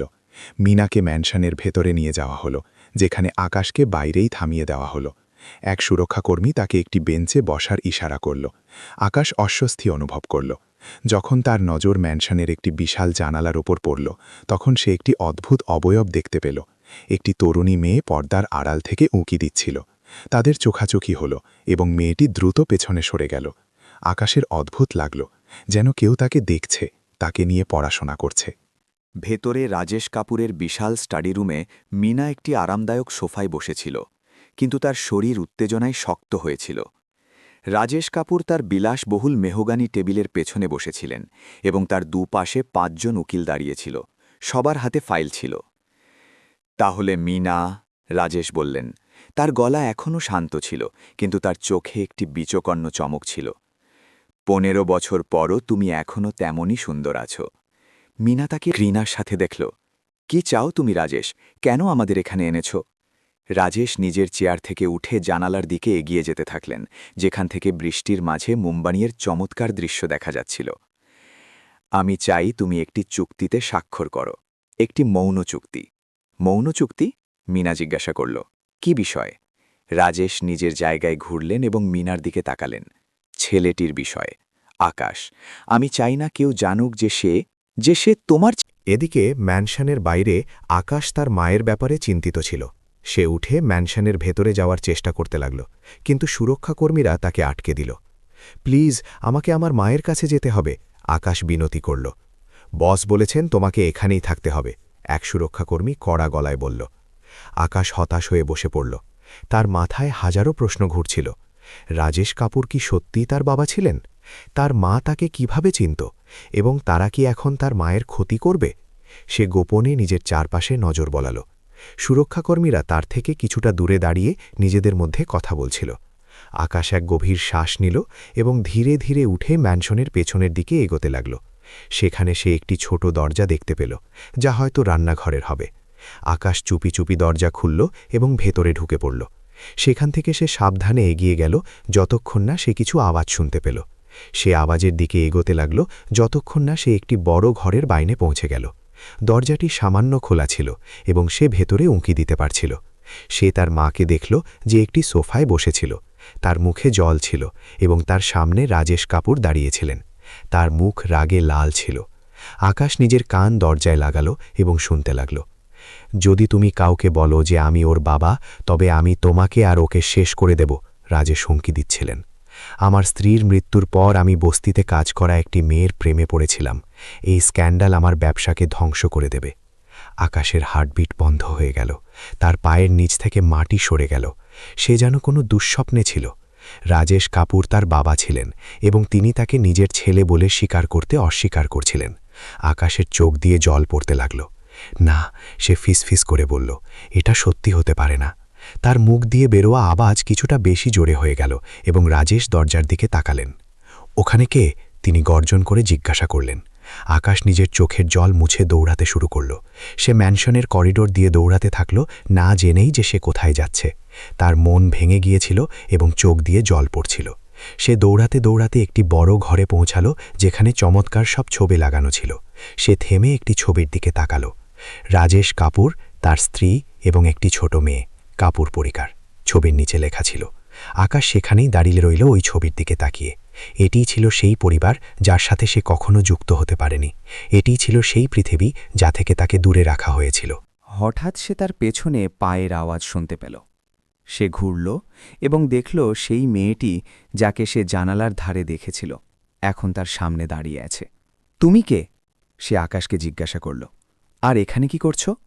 আকাশ নিজের চোখের জল মুছল এবং উত্তর দিল, আমার নাম আকাশ। মেয়েটি তাকে মন দিয়ে দেখল। তুমি সেই ছেলেটি, তাই না, যে বিমানটি বাঁচিয়েছিল? আকাশ মাথা নাড়াল। আমি অনন্যা, মেয়ে বলল, রাজেশ কাপুরের মেয়ে। আকাশের মন আবার ভেঙে গেল। এই মেয়েটি তার বোন ছিল, এমন এক বোন যার ব্যাপারে সে কখনো জানত না। তুমি এখানে কি করছ? অনন্যা আবার জিজ্ঞাসা করল। আকাশের চোখ দিয়ে আবার জল পড়তে লাগল। সে কিছু বলতে পারল না, তার গলা শুকিয়ে গিয়েছিল।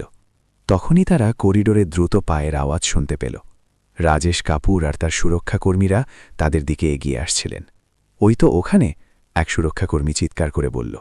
আকাশ পিছিয়ে যেতে লাগল, কিন্তু অনন্যা তার হাত ধরে ফেলল। আমার সাথে এসো, সে বলল, আমি তোমাকে বাঁচাতে পারি। সে আকাশকে একটি গোপন দরজার দিকে নিয়ে গেল, যা একটি বইয়ের আলমারির পেছনে লুকানো ছিল। ওই দরজাটি একটি ছোট ঘরে গিয়ে খুলত। এখানে লুকিয়ে পড়ো, অনন্যা বলল, আমি পরে তোমার কাছে আসব। আকাশ অনন্যার চোখের দিকে তাকাল। সে বুঝতে পারছিল না কেন এক অচেনা মেয়ে তাকে সাহায্য করছিল। কেন? সে জিজ্ঞাসা করল। তুমি আমাকে সাহায্য কেন করছ? অনন্যা এক অদ্ভুত হাসি দিল। কারণ আমার মনে হয় আমরা যুক্ত, তাই না? আমার বাবা তোমাকে এতটা মন দিয়ে কেন দেখছিলেন, আর তোমার মাকে এতক্ষণ কেন আটকে রেখেছেন? আকাশ মাথা নাড়াল। সে তখনও কাঁপছিল। উনি আমার বাবা, সে বলল, গলা কাঁপছিল, আর তিনি এটা লুকাতে চান। অনন্যার মুখের রং উড়ে গেল। তার চোখ বড় হয়ে গেল এবং সে এক পা পিছিয়ে গেল। তুমি জানো না তুমি কি শুরু করে দিয়েছ। ভোরের প্রথম আলো কাপুর ম্যানশনের জানালা দিয়ে ভেতরে আসছিল। রাজেশ কাপুর তার বিশাল অফিসে দাঁড়িয়েছিলেন। তার মুখে চিন্তার গভীর রেখা ছিল। তার সামনে 4 জন লোক বসেছিল, 2 জন প্রাইভেট ডিটেকটিভ, একজন সাইবার এক্সপার্ট এবং তার সবথেকে বিশ্বস্ত উকিল অনিল শর্মা।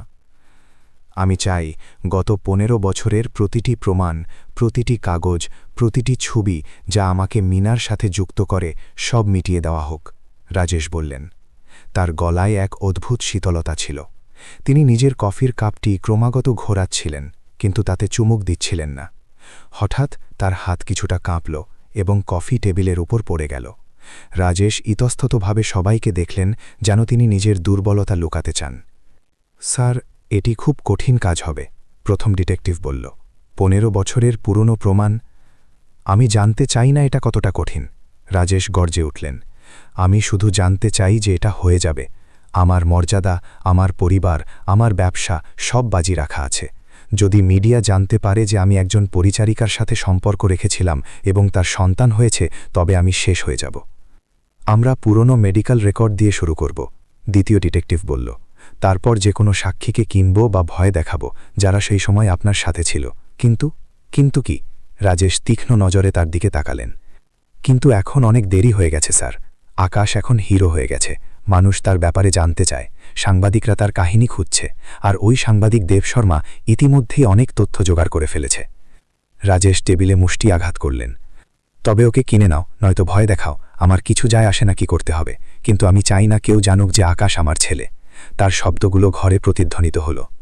তারা জানতেন না যে দরজার পেছনে অনন্যা দাঁড়িয়েছিল এবং সে সবকিছু শুনে নিয়েছিল। অনন্যা নিজের ঘরে ফিরে এলো। তার বুক দ্রুত ধড়ফড় করছিল। সে তখনও ট্রমার মধ্যে ছিল। আকাশ তার ভাই ছিল, তার সৎ ভাই, যার ব্যাপারে সে কখনো জানত না। সে আকাশকে ওই ছোট ঘরে লুকিয়ে রেখেছিল যেখানে সে ছোটবেলায় খেলা করত, আর তার মাও ম্যানশানেরই কথাও বন্দী ছিল। অনন্যা নিজের ল্যাপটপ খুলল এবং গুগলে সার্চ করতে শুরু করল। সে তার বাবার অতীত সম্পর্কে আরও জানতে চাইল। তার মনে পড়ল যে তার মায়ের মৃত্যুর পর তার বাবা খুব বিষণ্ণ ছিলেন এবং অনেক মাস বাড়ি থেকে বাইরেই থাকতেন। ওটা কি সেই সময় ছিল যখন তিনি মিনার সাথে দেখা করেছিলেন? অনন্যা গভীর ভাবনায় ডুবেছিল যখন তার ফোনের ঘণ্টি বাজল। ওটা তার স্কুলের বন্ধু রিয়া ছিল।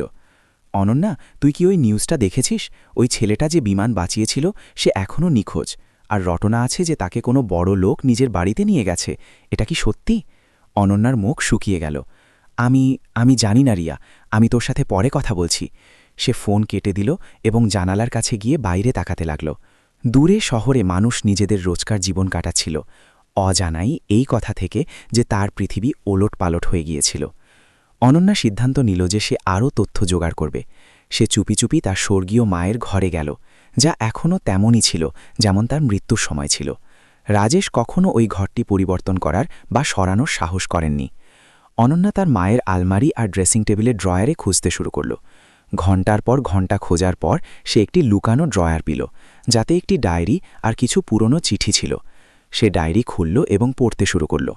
তার মা লিখেছিলেন যে কিভাবে রাজেশ তাদের বিয়ের কিছু বছর পর তাকে ঠকিয়েছিলেন, কিভাবে তিনি এক পরিচারিকার প্রেমে পড়েছিলেন এবং কিভাবে তিনি তাকে কথা দিয়েছিলেন যে তাকে কখনো ছেড়ে যাবেন না। অনন্যার হাত কাঁপতে লাগল যখন সে চিঠিগুলো খুলল। এগুলো মিনার চিঠি ছিল, রাজেশকে লেখা। তাদের মধ্যে একটিতে মিনা লিখেছিল, প্রিয় রাজেশ, আজ ডাক্তার আমাকে জানিয়েছেন যে আমি মা হতে চলেছি। আপনার সন্তানের মা হয়ে আমি অনেক খুশি। আমি জানি আপনার বিয়ে হয়ে গেছে, কিন্তু আপনি আমাকে কথা দিয়েছিলেন যে আপনি আমাকে আর আমাদের সন্তানকে কখনো ছাড়বেন না। আমি অপেক্ষা করছি যে আপনি নিজের স্ত্রীকে সত্যিটা বলবেন আর আমাদের সাথে আসবেন। অনন্যার চোখ দিয়ে জল পড়তে লাগল। সে পরবর্তী চিঠি পড়ল, যেখানে মিনা লিখেছিল কিভাবে রাজেশ তাকে ছেড়ে দিয়েছিলেন, কিভাবে তিনি তাকে টাকা দিয়ে দূরে চলে যেতে বলেছিলেন, আর কিভাবে তিনি তাকে হুমকি দিয়েছিলেন যে সে যদি কাউকে সত্যিটা বলে তবে তিনি তাকে শেষ করে দেবেন। অনন্যা এখন বুঝতে পেরেছিল তার বাবা কি করেছিলেন। তিনি শুধু মিনাকে ঠকাননি, বরং নিজের ছেলেকেও অস্বীকার করেছিলেন। সে দ্রুত নিজের ঘরে ফিরে এলো এবং সিদ্ধান্ত নিল যে সে আকাশ আর মিনাকে সাহায্য করবে। সে ওই ছোট ঘরের দরজা খুলল যেখানে আকাশ লুকিয়েছিল। আকাশ, সে নিচু স্বরে বলল, আমি সব জেনে গেছি। আমার বাবা তোমার মায়ের সাথে কি করেছিলেন আর কিভাবে তিনি তোমাকে গ্রহণ করতে অস্বীকার করেছেন। আমি তোমাকে সাহায্য করব। আকাশ, যে এক কোণায় বসেছিল, সে অনন্যাকে অবিশ্বাসের সাথে দেখল। কেন? তোমার কি লাভ হবে এতে? উনি তো তোমার বাবা। হ্যাঁ, কিন্তু তিনি আমার বাবা হওয়ার আগে একজন মানুষ, অনন্যা বলল, আর তিনি ভুল করেছেন। আমাকে সত্যিটা সামনে আনতে হবে। আকাশের চোখে আশার এক কিরণ জাগল। তুমি কি করবে? অনন্যা নিজের ফোন বের করল। আমি সবকিছু রেকর্ড করব, আমার বাবার স্বীকারোক্তি, চিঠি, সবকিছু, আর তারপর আমি এটা জনসম্মুখে আনব। সেই সময় ম্যানশনের অন্য অংশে রাজেশ কাপুর নিজের টিমের সাথে পরবর্তী পদক্ষেপের পরিকল্পনা করছিলেন। আমরা পুরনো হাসপাতালের রেকর্ড নষ্ট করে দিয়েছি, এক ডিটেকটিভ জানালো, আর আমরা মিনার পুরনো প্রতিবেশীদের চুপ থাকার জন্য টাকা দিয়েছি। এখন আমাদের শুধু ওই সাংবাদিক দেব শর্মাকে সারাতে হবে। রাজেশ মাথা নাড়লেন। ভালো। আর মিনা, ও কোথায়? ও এখনও গেস্ট রুমে আছে স্যার, আমরা ওকে যেতে দিইনি। রাজেশ গভীর শ্বাস নিলেন। আমাকে ওর সাথে কথা বলতে হবে, শেষবারের মতো। তিনি গেস্টরুমের দিকে এগিয়ে গেলেন, যেখানে মিনা একটি সোফায় বসেছিল। কান্নার কারণে তার চোখ লাল হয়েছিল। তুমি আমার ছেলেকে কোথায় লুকিয়েছ? রাজেশ ঘরে ঢুকতেই মিনা জিজ্ঞাসা করল, সে নিরাপদ আছে? রাজেশ উত্তর দিলেন, আর ও তোমার ছেলে, আমার নয়। মিনার রাগে উঠে দাঁড়াল। কিভাবে এমন মিথ্যে বলতে পারো তুমি? তুমি জানো যে আকাশ তোমার ছেলে। রাজেশ নিজের রাগকে নিয়ন্ত্রণে রাখলেন। দেখো মিনা, আমি একটা রফা করতে চাই। আমি তোমাকে আর আকাশকে এত টাকা দেব যে তোমরা দুজনে শান্তিতে বাঁচতে পারবে, কিন্তু তোমাদের ভারত ছাড়তে হবে, চিরকালের জন্য। মিনা রাজেশকে ঘৃণার সাথে দেখল। আর যদি আমি অস্বীকার করি? রাজেশের চোখে এক বিপজ্জনক চমক এলো। তবে আমি তোমার ছেলেকে এমন জায়গায় পাঠিয়ে দেব যেখান থেকে তুমি ওকে কখনো খুঁজে পাবে না। মিনার বুক কেঁপে উঠল। সে জানত যে রাজেশের কাছে টাকা আর ক্ষমতা আছে এবং তিনি তার হুমকি পূরণ করতে পারেন। তোমার লজ্জা হওয়া উচিত রাজেশ, মিনা বলল, তার গলা কাঁপছিল। তুমি নিজের রক্তকেই অস্বীকার করছ। রাজেশ উত্তর দিলেন না। তিনি শুধু ঘুরলেন এবং ঘর থেকে বেরিয়ে গেলেন, পেছনে দরজা বন্ধ করে। ইতিমধ্যে অনন্যা আর আকাশ একটি পরিকল্পনা করেছিল। তারা চুপি চুপি ম্যানশন থেকে বেরোবে এবং দেব শর্মার সাথে দেখা করবে, যে একজন সাংবাদিক ছিল আর এই কাহিনী সামনে আনতে চাইছিল। আমাদের রাতের অন্ধকারের অপেক্ষা করতে হবে, অনন্যা বলল, তখন আমরা পালাতে পারব। আকাশ মাথা নাড়াল, কিন্তু তার মনে ভয় ছিল। আর আমার মা, আমরা ওনাকে ছেড়ে যেতে পারি না। আমরা ওনাকেও নিয়ে যাব, অনন্যা কথা দিল। আমি খুঁজে বের করব উনি কোথায় আছেন। রাত হওয়া পর্যন্ত রাজেশ নিজের পরিকল্পনাকে চূড়ান্ত রূপ দিয়ে দিয়েছিলেন। তিনি তার সব সহযোগীদের বলেছিলেন যে তারা যেন মিনা আর আকাশকে বিদেশে পাঠানোর ব্যবস্থা করে এবং দেব শর্মাকে থামানোর জন্য সব রকম ব্যবস্থা নেয়। অনন্যা ঘর থেকে নিচে উকি দিয়ে দেখল যে সুরক্ষাকর্মীরা ম্যানশনের চারদিকে টহল দিচ্ছিল। বেঁচে ফেরা মুশকিল হবে, কিন্তু অসম্ভব নয়। সে আকাশের কাছে ফিরে গিয়ে বলল, আমি খুঁজে বের করেছি তোমার মা কোথায় আছেন। তারা ওনাকে পূর্ব উইংয়ের গেস্ট রুমে রেখেছেন। আমাদের তাড়াতাড়ি করতে হবে। তারা দুজনে ধীরে ধীরে ম্যানশনের করিডর দিয়ে এগিয়ে গেল, প্রতিটি পদক্ষেপে সাবধানতা অবলম্বন করে। যখন তারা পূর্ব উইংয়ের কাছে পৌঁছাল, তারা দেখল যে দুজন সুরক্ষাকর্মী একটি দরজার বাইরে দাঁড়িয়েছিল। ওখানেই উনি আছেন, অনন্যা ফিসফিস করে বলল, আমাকে ওদের সরাতে হবে। সে নিজের ফোন বের করল এবং একটি নম্বর ডায়াল করল। কিছু সেকেন্ডের মধ্যেই ম্যানশনের অন্য প্রান্ত থেকে একটি জোরালো আওয়াজ এলো, যেন কোনো জিনিস পড়ে গিয়েছে। সুরক্ষাকর্মীরা একে অপরের দিকে তাকিয়ে সেই দিকে দৌড়ে গেল। অনন্যা আর আকাশ সুযোগ বুঝে দরজার দিকে দৌড় লাগাল। আকাশ দরজা খুলল এবং ভেতরে দেখল মিনা সেখানে ছিল, নিজের চোখের জল মুছতে মুছতে। মা! আকাশ চিৎকার করে তার দিকে দৌড়ে গেল। মিনা তার ছেলেকে জড়িয়ে ধরল, তার চোখ দিয়ে জল বইছিল। আকাশ, তুমি ঠিক আছো তো? ওরা তোমাকে কোনো আঘাত করেনি তো? না মা, আমি ঠিক আছি, আকাশ বলল। আর এটি অনন্যা, ও আমাদের সাহায্য করছে। মিনা অনন্যাকে দেখল, তার চোখে সন্দেহ ছিল। তুমি রাজেশের মেয়ে, তুমি আমাদের সাহায্য কেন করছ? অনন্যা মিনার চোখের দিকে তাকাল। কারণ এটাই সঠিক, এবং কারণ আকাশ আমার ভাই। মিনা আর কিছু বলার আগেই তারা বাইরে থেকে পায়ের আওয়াজ শুনতে পেল। সুরক্ষাকর্মীরা ফিরে আসছিল। আমাদের এখান থেকে বেরোতে হবে, অনন্যা বলল। আমি একটি রাস্তা জানি যা আমাদের পেছনের দরজা পর্যন্ত নিয়ে যাবে। তারা তিনজন অন্য একটি দরজা দিয়ে বাইরে বেরোল, যা একটি ছোট করিডোরে গিয়ে খুলত। অনন্যা আগে আগে চলছিল, তার পেছনে আকাশ আর মিনা ছিল। যখন তারা ম্যানশনের পেছনের অংশে পৌঁছাল, তারা দেখল যে সেখানেও সুরক্ষাকর্মীরা টহল দিচ্ছিল। আমরা কিভাবে বেরোব? আকাশ জিজ্ঞাসা করল, তার গলায় নিরাশা ছিল। তখনই তারা একটি আওয়াজ শুনতে পেল, পেছনে ফেরো, ধীরে ধীরে। তারা তিনজন ঘুরল এবং দেখল যে রাজেশ কাপুর সেখানে দাঁড়িয়েছিলেন। তার হাতে একটি গান ছিল এবং মুখে এক অদ্ভুত অভিব্যক্তি ছিল, রাগ, যন্ত্রণা আর হয়তো অনুশোচনাও। পাপা! অনন্যা চিৎকার করে উঠল, আপনি কি করছেন? রাজেশ নিজের মেয়েকে দেখলেন, তারপর মিনাকে এবং তারপর আকাশকে। তার চোখ আকাশের ওপর আটকে রইল, যেন তিনি তার মুখে কিছু খুঁজছিলেন। তোমরা কোথাও যাচ্ছ না, রাজেশ বললেন, তার গলা কাঁপছিল। যদি কারোর কারণে আমার বদনাম হয় তবে আপনি কি করবেন পাপা? অনন্যা চ্যালেঞ্জ জানালো। নিজের ছেলেকেই মারবেন? রাজেশ আকাশকে আবার দেখলেন। এইবার তার চোখে এক অদ্ভুত যন্ত্রণা ছিল। তখনই আকাশ এক পা এগিয়ে গেল এবং রাজেশের চোখের দিকে তাকাল। যদি আপনার কারণে কারোর মৃত্যু হয় তবে আমি পুরো পৃথিবীকে সত্যিটা বলে দেব। অনন্যা নিজের ঘরে একা বসেছিল। তার কপালে ঘাম ছিল এবং হাত কাঁপছিল। তার সামনে ল্যাপটপ খোলা ছিল, যার স্ক্রিনে একটি ভিডিও রেকর্ডিংয়ের বাটন জ্বলছিল। গতরাতের দৃশ্য এখনও তার মাথায় টাটকা ছিল। কিভাবে তার বাবা বন্দুক বের করেছিলেন, কিভাবে তিনি আকাশ আর মিনাকে ধমক দিয়েছিলেন এবং কিভাবে সুরক্ষাকর্মীরা তাদের আলাদা আলাদা ঘরে বন্ধ করে দিয়েছিল। সবথেকে বেশি কষ্ট তার এই কারণে হচ্ছিল যে তার বাবা তাকেও নিজের ঘরে তালা লাগিয়ে বন্ধ করে দিয়েছিলেন, যেন সে কোনো কয়েদি। সে কিছুক্ষণ নিজের ল্যাপটপের দিকে তাকিয়ে রইল। ভেতর থেকে এক অদ্ভুত ভয় অনুভব করছিল। তার আঙুলগুলো কিবোর্ডের ওপর থরথর করে কাঁপছিল। সে কি সত্যিই নিজের বাবার বিরুদ্ধে যেতে পারত, পাছে এতে তার পরিবার পুরোপুরি ধ্বংস না হয়ে যায়? এক মুহূর্তের জন্য সে ঘরে একটি ছায়ার আভাস পেল, যেন কেউ তাকে দেখছে, তার চিন্তাগুলো পড়ছে। সে দ্রুত ঘুরে দেখল, কিন্তু সেখানে কেউ ছিল না, শুধু তার ডরানো কল্পনা। গতরাতে যখন সুরক্ষাকর্মীরা তাদের ধরে নিয়ে যাচ্ছিল, অনন্যা আকাশের কানে ফিসফিস করে বলেছিল, আমি কিছু একটা করব, আমি কথা দিচ্ছি। আর এখন নিজের কথা রাখার সময় এসে গিয়েছিল। সে গভীর শ্বাস নিল এবং রেকর্ড বাটনে ক্লিক করল। ক্যামেরায় তার মুখ দেখা গেল, ক্লান্ত, ভীত, কিন্তু দৃঢ় সংকল্পে ভরা। নমস্তে, সে শুরু করল। তার গলা কিছুটা কাঁপছিল। আমার নাম অনন্যা কাপুর, রাজেশ কাপুরের মেয়ে। আজ আমি আপনাদের এমন এক সত্য বলতে যাচ্ছি যা আমার বাবা 15 বছর ধরে লুকিয়ে রাখছেন।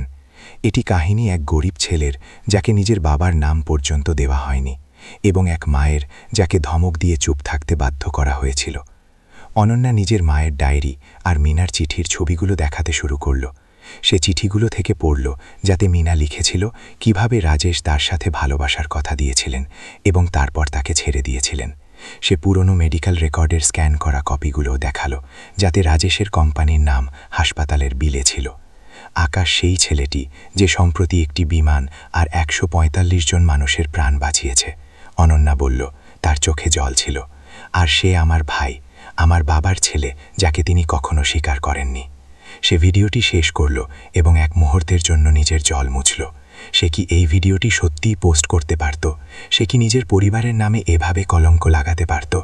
তারপর সে আকাশের মুখটি মনে করল, সেই ছেলেটিকে যে নিজের সাহসে এত মানুষের প্রাণ বাঁচিয়েছিল, যে কখনো নিজের বাবাকে জানতে পারেনি এবং যাকে এখন তার বাবা হুমকি দিচ্ছিলেন। সে মিনার যন্ত্রণাবিদ্ধ মুখটি মনে করল, সেই মহিলাকে যে একা নিজের ছেলেকে বড় করেছিল এবং যাকে এখনও ধমক দেওয়া হচ্ছিল। সে মিনার ফোনটি তুলল এবং ভিডিওটি আপলোড করতে শুরু করল ইনস্টাগ্রাম, ফেসবুক, টুইটার এবং ইউটিউবে। ক্যাপশনে সে লিখল, রাজেশ কাপুরের ভুলে যাওয়া ছেলে। তার হাত কাঁপছিল, কিন্তু সে পোস্ট বাটনে ক্লিক করে দিল। ঘণ্টার পর ঘণ্টা নয়, মিনিটের মধ্যেই ভিডিওটি ভাইরাল হয়ে গেল। অনন্যার ফোনে নোটিফিকেশনের বন্যা বয়ে গেল। হাজার হাজার মানুষ ভিডিওটি দেখছিল, শেয়ার করছিল এবং কমেন্ট করছিল। ওএমজি, এটা কি সত্যি? রাজেশ কাপুর নিজের ছেলেকে কিভাবে ছেড়ে দিলেন? ওই হিরো ছেলেটি এক বিলিয়নিয়ারের ছেলে। অনন্যা কাপুর নিজের বাবার বিরুদ্ধে আওয়াজ তুলেছে। মিডিয়াও সঙ্গে সঙ্গে নজর দিল। নিউজ চ্যানেলগুলো ব্রেকিং নিউজ ফ্ল্যাশ করতে শুরু করল। রিপোর্টাররা কাপুর ম্যানশনের বাইরে জমা হতে লাগল। সোশ্যাল মিডিয়ায় হ্যাশট্যাগ ট্রেন্ড করতে লাগল। হ্যাশট্যাগ কাপুরের সত্য, হ্যাশট্যাগ আকাশ কাপুর, হ্যাশট্যাগ রাজেশের লজ্জা। অনন্যার ঘরের দরজা হঠাৎ খুলল এবং তার বাবা ভেতরে এলেন। তার মুখ রাগে লাল ছিল। তার হাতে একটি ফোন ছিল, যাতে অনন্যার ভিডিওটি চলছিল। তুমি কি করেছ? রাজেশ গর্জে উঠে জিজ্ঞাসা করলেন। তুমি আমাদের পরিবারকে বরবাদ করে দিলে। অনন্যা ডরানো ছিল, কিন্তু সে পিছিয়ে গেল না। আমি শুধু সত্যিটা সামনে এনেছি পাপা, এটা আপনি আমাদের পরিবারকে বরবাদ করেছেন, আমি নয়। রাজেশ নিজের ফোনটি ছুঁড়ে ফেলে দিলেন, যা দেয়ালে ধাক্কা খেয়ে ভেঙে গেল। তুমি জানো না তুমি কি করে ফেলেছ, আমার ব্যবসা, আমার মর্যাদা, সব কিছু। আর আকাশের কি হবে? অনন্যা চিৎকার করে জিজ্ঞাসা করল। ও আপনার ছেলে, আপনি ওকে কখনো স্বীকার কেন করেননি? রাজেশ নিজের মুগ্ধ আঁচে খেকে নিলেন। প্রথমবার অনন্যা তার বাবাকে দুর্বল দেখল। আমি ভয় পেয়ে গিয়েছিলাম, রাজেশ বললেন। তার গলা এখন নিচু ছিল। আমার স্ত্রীর মৃত্যুর পর আমি ভেঙে পড়েছিলাম। মিনা আমাকে সাহারা দিয়েছিল, কিন্তু যখন ও জানালো যে ও অন্তঃসত্ত্বা, আমি ভয় পেয়ে গেলাম। আমি আমার মর্যাদা হারানোর ভয় পেতাম। অনন্যার চোখ দিয়ে জল পড়ছিল। আর এখন কি করবেন আপনি? রাজেশ কিছু উত্তর দিতে যাবেন, তখনই তার ফোন বাজল। তার পার্সোনাল অ্যাসিস্ট্যান্টের কল ছিল। স্যার, মিডিয়া আমাদের বাড়ির বাইরে জমা হচ্ছে, আমাদের শেয়ার পড়ে যাচ্ছে, বোর্ড মেম্বাররা ইমার্জেন্সি মিটিং ডাকছে, আমাদের তাড়াতাড়ি কিছু করতে হবে। রাজেশ ফোন কেটে দিলেন এবং অনন্যাকে দেখলেন। দেখো তুমি কি করে ফেলেছ। ইতিমধ্যে ধারাভিতে মিনার ঝুপড়ির বাইরেও রিপোর্টার আর ক্যামেরাম্যান জমা হয়ে গিয়েছিল। তারা মিনার ইন্টারভিউ নিতে চাইছিল। রাজেশের সাথে তার সম্পর্কের ব্যাপারে এবং আকাশ সম্পর্কে জানতে চাইছিল। মিনা, যাকে সুরক্ষাকর্মীরা ফিরিয়ে তার ঝুপড়িতে রেখে এসেছিল, ক্যামেরার ফ্ল্যাশ আর রিপোর্টারদের প্রশ্নে ঘেরাও হয়েছিল। আকাশ কি সত্যিই রাজেশ কাপুরের ছিলে? রাজেশ কি আপনাকে হুমকি দিয়েছিলেন? আপনার আর রাজেশের সম্পর্ক কিভাবে শুরু হয়েছিল? মিনার চোখ দিয়ে জল পড়ছিল। সে ভীতু ছিল এবং অসহায় অনুভব করছিল। তার কাছে কিছুই ছিল না, না টাকা, না ক্ষমতা, না কোনো উকিলের সাহায্য। শুধু তার কাহিনী ছিল, এবং এখন সেই কাহিনী পুরো পৃথিবীর সামনে চলে এসেছিল। আমি শুধু আমার ছেলের জন্য বিচার চাই, মিনা বলল। তার গলা কাঁপছিল। ও একটি ভালো ছেলে, ও মানুষের প্রাণ বাঁচিয়েছে। সে নিজের বাবার সাথে দেখা করতে চেয়েছিল, ব্যাস এটুকুই। আকাশ, যাকে কাপুর ম্যানশনের একটি ঘরে রাখা হয়েছিল, অনন্যার ভিডিওর ব্যাপারে তখনও কিছু জানত না। সে জানালা দিয়ে বাইরে দেখছিল, যেখানে রিপোর্টার আর ক্যামেরা দেখা যাচ্ছিল। হঠাৎ তার দরজা খুলল এবং রাজেশ কাপুর ভেতরে এলেন। তার মুখ আগের মতো কঠোর ছিল না। তার বদলে সেখানে এক অদ্ভুত অনুভূতি ছিল, ক্লান্তি, অনুশোচনা আর হয়তো অন্য কিছু। আকাশ, রাজেশ বললেন, তার গলা নিচু ছিল। আমাদের কথা বলতে হবে। আকাশ তাকে সন্দেহে চোখে দেখল। আপনি কি আমাকে আবার ধমকাতে এসেছেন? রাজেশ মাথা নাড়লেন। না, আমি ক্ষমা চাইতে এসেছি। আকাশ অবাক হয়ে গেল। ক্ষমা কিসের জন্য? রাজেশ দীর্ঘশ্বাস নিলেন। অনন্যা একটি ভিডিও পোস্ট করেছে।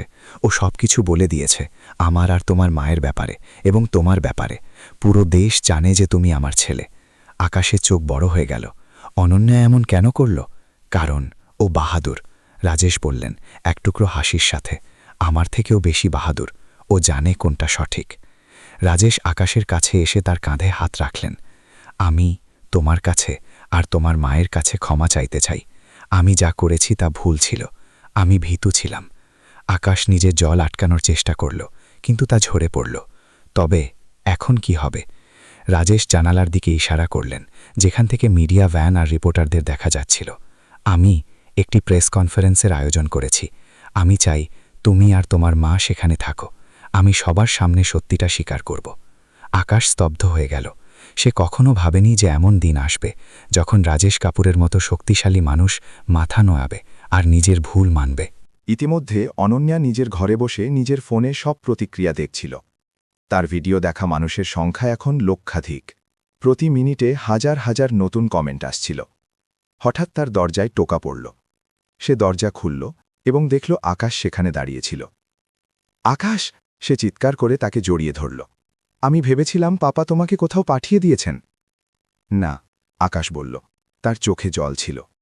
উনি আমার কাছে ক্ষমা চাইলেন এবং উনি বললেন যে তুমি যা করেছ তা খুব বাহাদুরির কাজ ছিল। অনন্যা নিজের চোখ মুছল।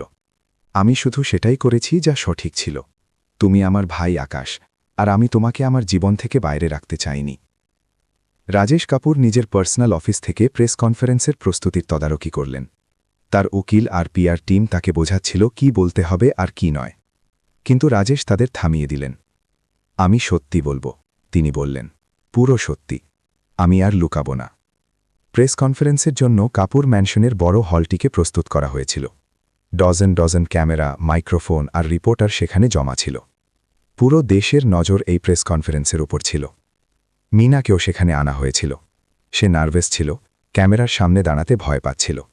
কিন্তু যখন সে আকাশকে দেখল, তখন তার মুখে হাসি ফুটে উঠল। প্রেস কনফারেন্স শুরু হওয়ার আগে আকাশকে হলের মাঝখানে আনা হল। সেখানে প্রথমবার বাবা আর ছেলে লাখ লাখ মানুষের সামনে একসাথে দাঁড়িয়েছিল। রাজেশ আকাশকে দেখলেন, তারপর দীর্ঘশ্বাস নিলেন এবং মাইক্রোফোনের দিকে এগিয়ে গেলেন। পুরো দেশ নিঃশ্বাস বন্ধ করে অপেক্ষা করছিল রাজেশ কাপুর কি বলবেন। রাজেশ আকাশের দিকে তাকালেন চোখের জলে এবং বললেন, আমি আর অস্বীকার করতে পারি না। কাপুর ম্যানশনের প্রেস হলে নিস্তব্ধতা ছেয়ে গিয়েছিল। রাজেশ কাপুরের শব্দগুলো, আমি আর অস্বীকার করতে পারি না, বাতাসে ভাসছিল। শয়ে শয়ে ক্যামেরার ফ্ল্যাশে আকাশ আর রাজেশ সামনাসামনি দাঁড়িয়েছিল।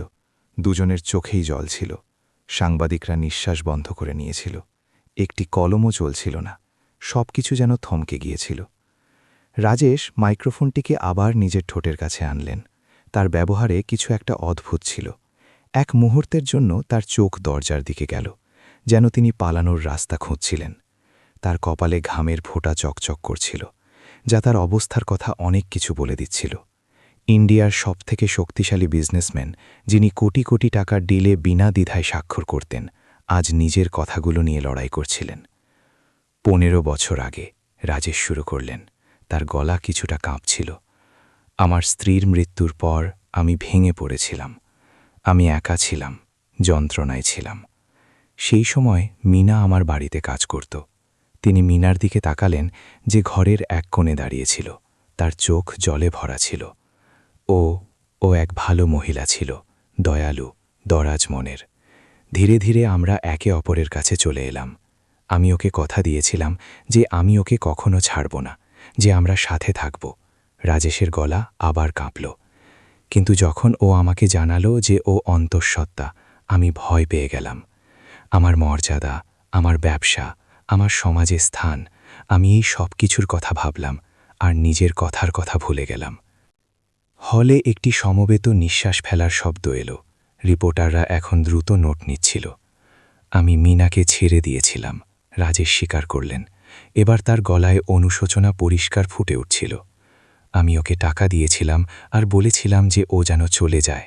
আমি ওকে হুমকি দিয়েছিলাম যে ও যদি কাউকে আমাদের সম্পর্কের কথা বলে তবে আমি ওকে শেষ করে দেব। ক্যামেরার ফ্ল্যাশ আরও তেজ হয়ে গেল। সাংবাদিকদের মধ্যে ফিসফিসানি শুরু হলো। মিনার চোখ জলে বইছিল, আর আকাশ তার কাছে গিয়ে দাঁড়িয়ে গেল, তার হাত ধরে। আর তারপর 15 বছর পর আকাশ আমার কোম্পানির একটি বিমান বাঁচালো। 145 জন মানুষের প্রাণ বাঁচালো। আমি ওকে দেখলাম আর আমার মনে হলো আমি নিজেরই মুখ দেখছি। রাজেশ আকাশের দিকে তাকালেন এবং প্রথমবার তার চোখে ভালোবাসা আর গর্বের ভাব ছিল। আকাশ আমার ছেলে, রাজেশ সজোরে ঘোষণা করলেন। এবার তার গলায় দৃঢ়তা ছিল, এবং আমি এই ব্যাপারে গর্ববোধ করি। হলে হাততালির গর্জন শুরু হল। কিছু সাংবাদিকও আবেগপ্রবণ হয়ে গিয়েছিলেন। মিনার মুখে চোখের জলের মাঝে এক ছোট হাসি ছিল। রাজেশ আকাশের কাছে গেলেন এবং তার কাঁধে হাত রাখলেন। আমাকে ক্ষমা করে দাও বাবা, তিনি বললেন। তার গলা আবেগে ভরে গিয়েছিল। আমি তোমার সাথে খুব খারাপ ব্যবহার করেছি। আমি তোমার জীবনের অংশ ছিলাম না যখন তোমার আমাকে দরকার ছিল। আকাশের চোখ দিয়ে জল বইছিল। এত বছর ধরে সে নিজের বাবার কথা ভেবেছিল, স্বপ্ন দেখেছিল, কল্পনা করেছিল যে তিনি কেমন হবেন। আর এখন তিনি তার সামনে ছিলেন।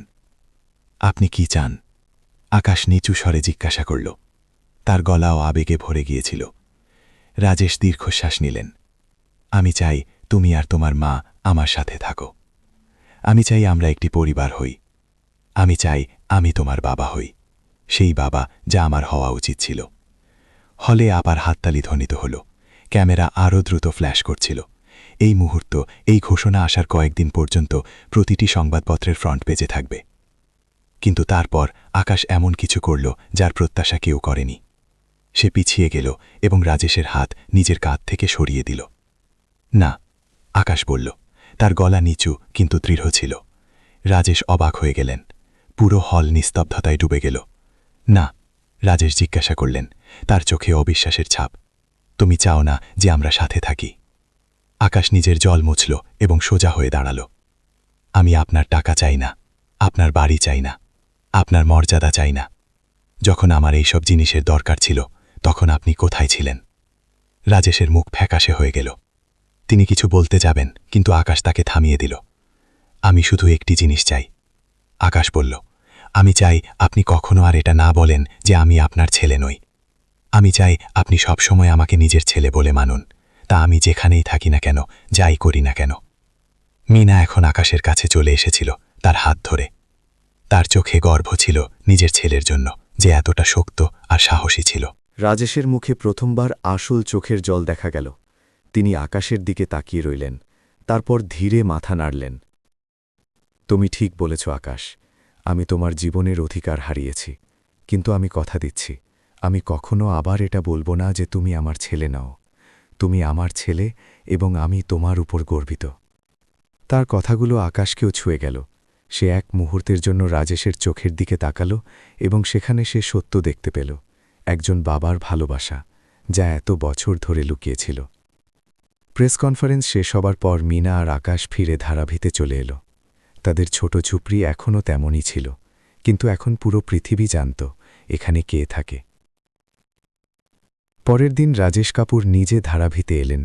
এইবার কোনো সুরক্ষাকর্মী বা লিমুজিন ছাড়াই তিনি একা এসেছিলেন, হাতে একটি ফাইল নিয়ে। মিনা, তিনি বললেন যখন সে দরজায় এলো, আমি আকাশের সাথে কথা বলতে চাই। মিনা আকাশকে ডাকল, যে ভেতর থেকে বাইরে এলো।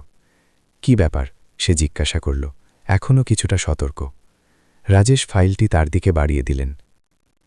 আমি জানি যে তুমি আমার সাথে থাকতে চাও না, আর আমি তা বুঝি, কিন্তু আমি তোমাকে সাহায্য করতে চাই, তোমার স্বপ্নগুলো পূরণ করতে চাই। আকাশ ফাইলটি খুলল এবং দেখল যে তাতে একটি এভিয়েশন একাডেমির পুরো স্কলারশিপের কাগজ ছিল, ভারতের সবথেকে মর্যাদাপূর্ণ পাইলট ট্রেনিং একাডেমি। তুমি একটি বিমান বাঁচিয়েছ আকাশ, রাজেশ বললেন। তোমার ভেতরেই প্রতিভা আছে। আমি চাই তুমি একজন পাইলট হও, একজন প্রফেশনাল পাইলট। এই স্কলারশিপ তোমার জন্য, আর এটি আমার কোম্পানি থেকে নয়, এটি ভারতের অনেক এয়ারলাইন্সের পক্ষ থেকে, যারা তোমার বাহাদুরিতে মুগ্ধ হয়েছে।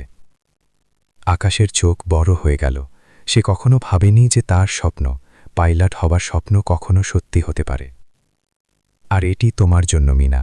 রাজেশ অন্য একটি ফাইল বের করে তাকে দিলেন। ধারাভি থেকে দূরে এক ভালো এলাকায় একটি বাড়ি এবং তোমার চিকিৎসার জন্য টাকা।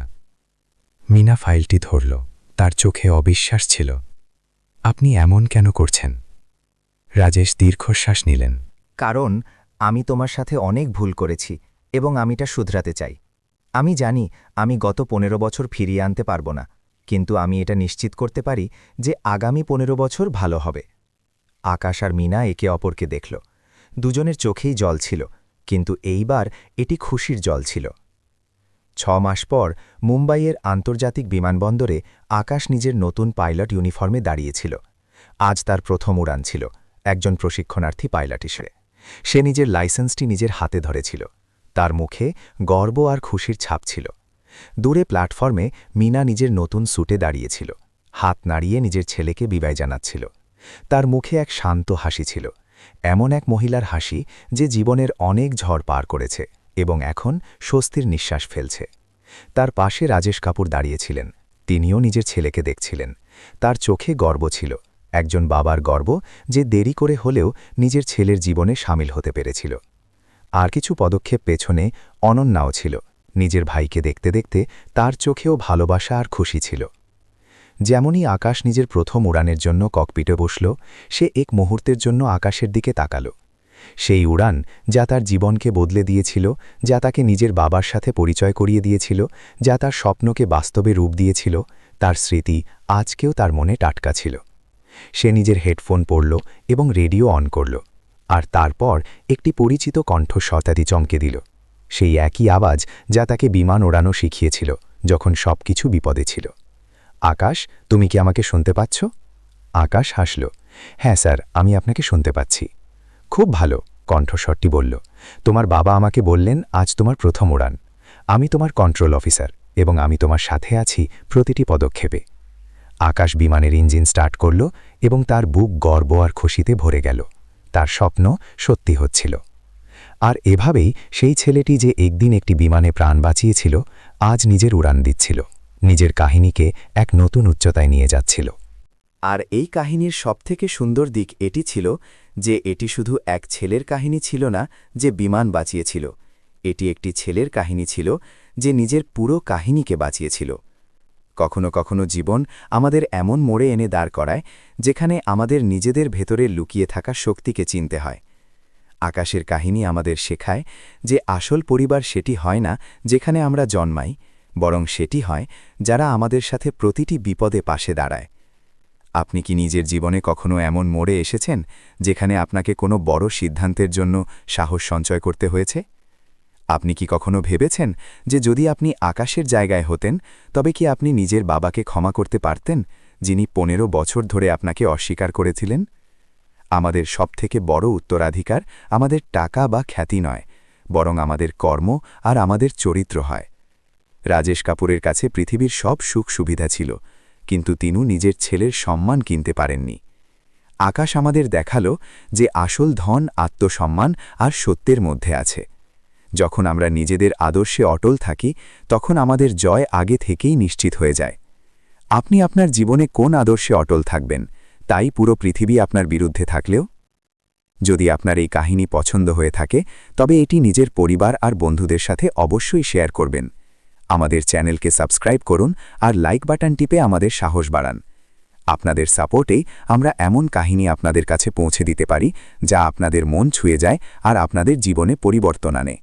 মনে রাখবেন, প্রতিটি মানুষের কাছে নিজের কাহিনী বদলানোর শক্তি থাকে, ঠিক যেমন আকাশ নিজের কাহিনী বদলেছে। ওম।